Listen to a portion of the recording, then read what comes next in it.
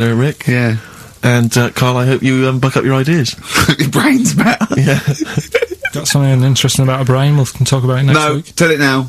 No, I'll quickly, what is it? No, we'll leave it. Oh, like that's a hook. Like people will be going for a week. Oh, I wonder what things were Carl's brain. Was it a brain that drove a motorbike across to Switzerland? You've heard it.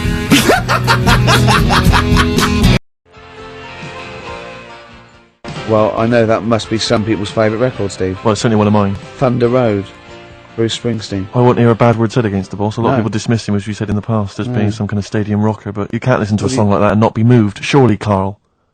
It's alright, yeah. Brilliant. A passionate man. Yeah. What? So, Carl. No, it's right. So, there's certain songs like that was alright. It didn't sound anything. If it wasn't Bruce Springsteen, if someone new came out sounding like that, I'd go, yeah, it's alright. Sure. Do you know what I mean? Yeah. you're a regular Simon Cowell, aren't you? I don't know if I like music as much as I used to now. That's what happens when you're working it, isn't it? Because there was Danny Minogue was on the telly in the Is week. it like when you work in a sweet factory and you don't nick the Mars bars after a couple of months? Yeah. Yeah. Danny Minogue was on the telly in the week, right? Yeah. And she was doing a medley. Yeah. Why do people do them? Well, to try and get all the hits. I know what you mean, yeah. But who's that busy that they haven't got time to listen to a full album or...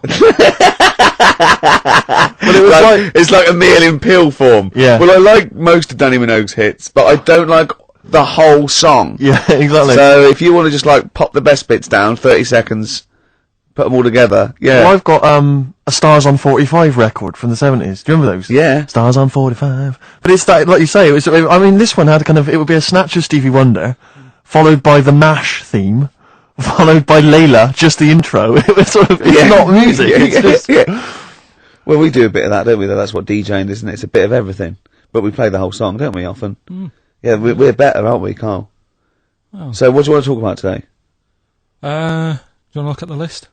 Yeah, well, it's got describe looks. That's our list. So this is a very amusing sort of link about describing your looks. I don't know. What's this? I don't remember this. No, I just was thinking like, everyone's got an idea in their head, right? Of what they look like. Careful, Carl. Don't open yourself up to criticism. Go on, yeah. Everyone's got an idea. Do you know what I mean? Everyone's got an idea of what they look like and stuff. If someone wanted to know what I look like, or what Ricky looked like, or what you look like, Steve, if that... Yeah.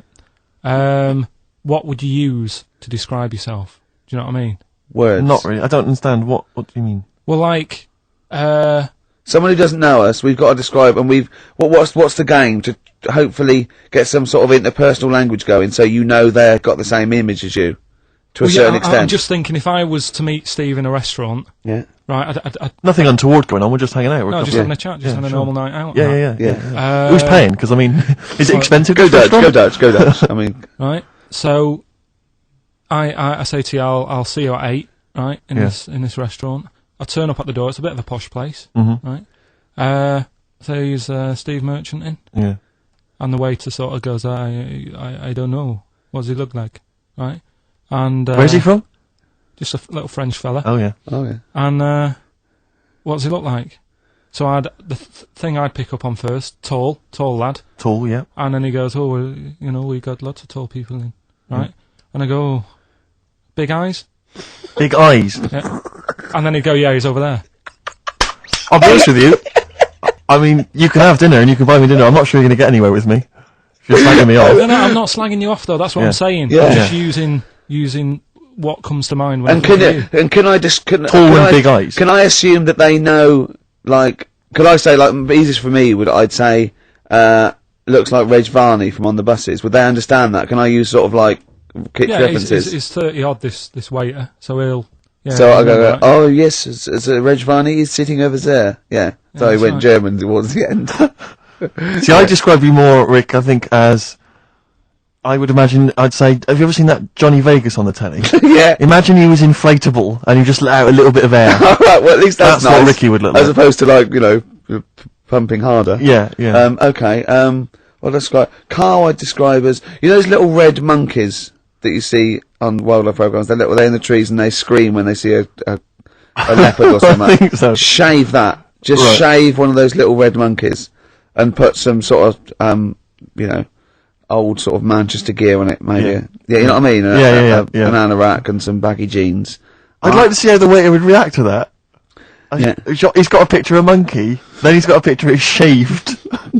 So he's got no hair, and then dressed like some kind of Manx scally. There go, he's over there. Yeah, he's over there, Carl's over there. That's what I'd do. Brilliant. So, now coming up, the Verve. After that, an amusing link about gay handkerchiefs. Really? Looking forward to this.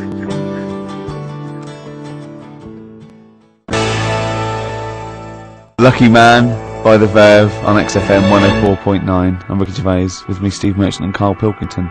Carl, what's the problem with gay hankies? You played Bruce Springsteen last week, Yeah. right? Yeah. And you said he had got a load of trouble on his hands when he had a hanky in his back pocket. Did I say that on air or? Well, we were just saying that famously on the cover of the Born to Run, Born in the USA album, it's just him, isn't it, with just his backside basically, with Yeah. a red handkerchief. I wasn't looking. Well, I just. I did it for research purposes for this amazing link. Yeah, he had a red handkerchief, I think, in his right hand pocket, and apparently that signifies homosexuality. Apparently, I don't know. Oh, I thought it was which way you take. I don't know. These myths, aren't they? Right, yeah, well, exactly. I don't even know if this is No, well, I read up about it, okay. right? Just research. And it's all sort of, you know, you've got all different coloured hankies. Are they? Right? Yeah. Right, and it depends what pocket you put it in Yeah. as well. So you've got like the different colours, different pockets. Yeah. And Sorry, how many variations are there? Different pockets is what? well, you've got like your back pocket, your right back pocket. But what do they mean? Pocket. What do you mean? Well, what do they signify? You can't just tell us they signify something. What do they signify? Well, some stuff that we don't really want to talk about, to be honest. What? Sort of stuff that gays are into. Right. That's So what do you mean? Barbara Streisand records. Yeah, yeah. Eurovision. No, like a couple of things that were there that I know we can mention. They said something about. I love that. What he thinks he can't mention. Yeah, I love it. Decency. What is this? 1956. No. But I mean, it isn't just having it away. It's, Having it away. I love him. No, but Having it away. they get up to some weird stuff.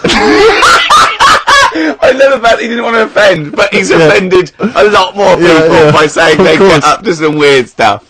Right. In your opinion. Yeah. What do you mean? No, but don't. If there is something that I don't know about that it's like you can't say on the radio. Yeah, I'd rather not. But what do you mean weird stuff? Well, one of them, right? If you've got a red hanky, right, Yeah. in your right pocket, Like Bruce. Yeah. That's Is that what exactly he what had? Bruce had, yeah. right? Well, apparently then Bruce is an armpit freak. An armpit freak. Yeah. No. Really? No. But that's very specific. Carl. Seriously. Well, what? Right. Okay.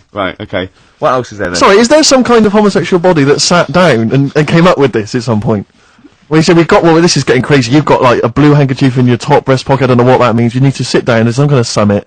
Figure out what it means. Yeah. It's just that you're not free from it either. So if you were to go in like a gay bar, Yeah. which you might do if you're straight anyway, because they're good places, I think. Mm-hmm. Right.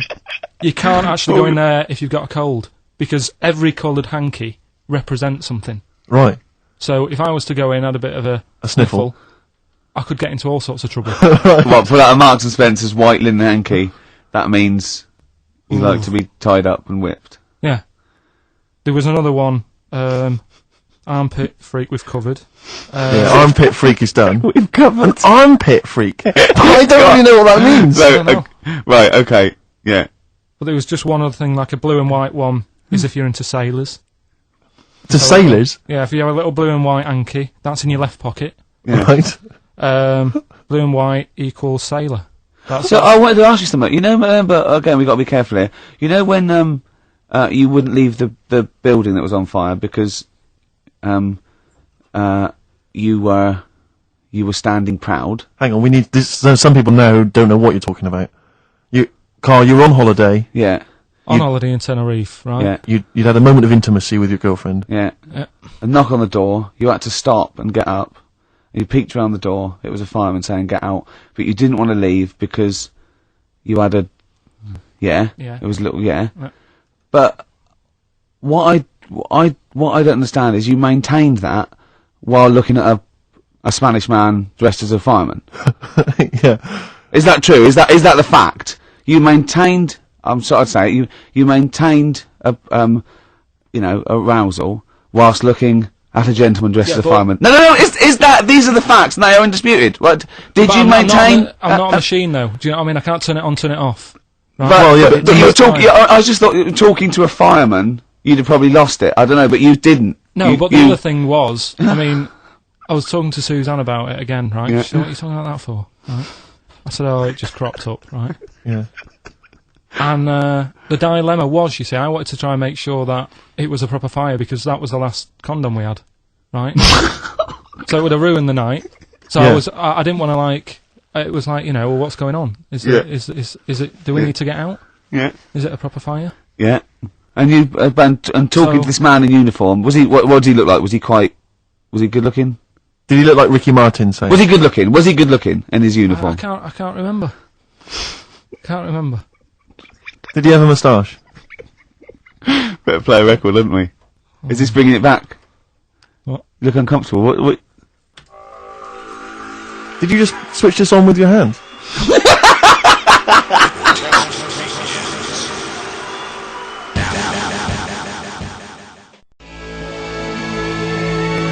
The Flaming Lips, and that's Fight Test. Lips and test. Lips Test. On M. We were talking there about homosexual people, and I'm sure we'll move on to other topics. But I just mentioned, I was talking to a friend of mine in the week, Rufus, and he overheard, he pieced together sometimes if you overhear a conversation, you can piece together what's going on. Yeah.